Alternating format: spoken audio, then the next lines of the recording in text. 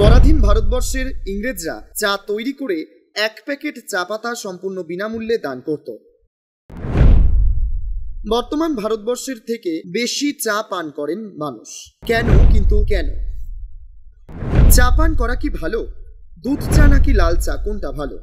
সারাদিনে কত কাপ চা পান করা উপকারী? বেশি চা খেলে কি ক্ষতি হতে পারে? বর্তমান ভারতবর্ষের গ্রিন টি ভীষণভাবে প্রচলিত। এই চা কখন খাওয়া উচিত? অতিরিক্ত গরম চা খেলে কি অসুবিধে হতে পারে? এসবই থাকছে আজকের ভোরের আলোয়।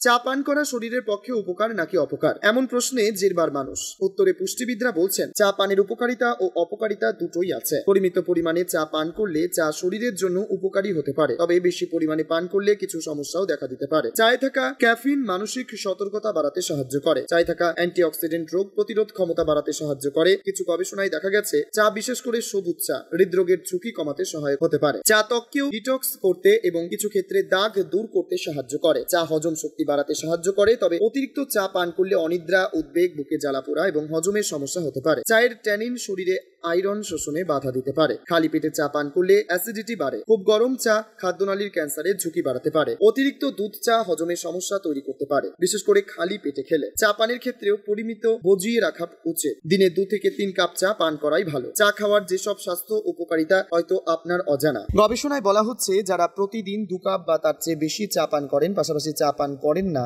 এমন লোকেদের তুলনায় যে কোনো কারণে মৃত্যুর ঝুঁকি 9 থেকে 13% পর্যন্ত কম থাকে। চায়ের উপকারিতা অপকারিতা ক্লান্তি দূর করতে 1 কাপ চায়ের তুলনায় হয় না। আর চায়ে আছে এক অভাবনীয় আকর্ষণ। চায়ের গুণ সম্পর্কে আমাদের অনেকেই খুব বেশি জানি না।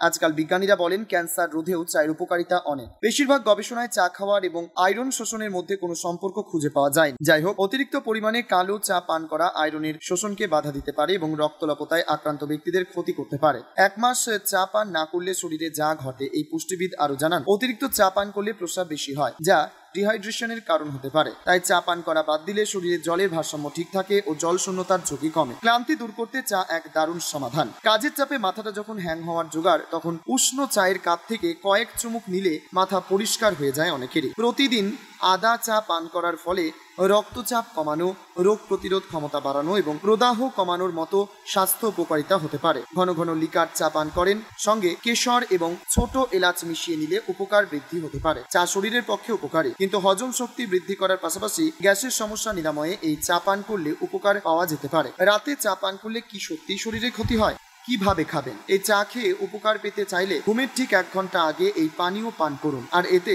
ভুলেও মিষ্টি মেশাবেন না। আশা করছি এই সামান্য নিয়মটা মেনে চললেই উপকার পাবেন হাতে নাতে। লিকার চা পছন্দ করেন? কেউ লিকার ফ্লেভার মিশিয়ে খান, তবে পাহাড়ের মানুষেরা শুধু পাতা সিদ্ধ করে চা পান করেন। চা পান করা স্বাস্থ্যকর এবং মানবদেহের অসংখ্য উপকার নিয়ে আসে। এটি অ্যান্টিঅক্সিডেন্ট সমৃদ্ধ হওয়ার জন্য সুপরিচিত।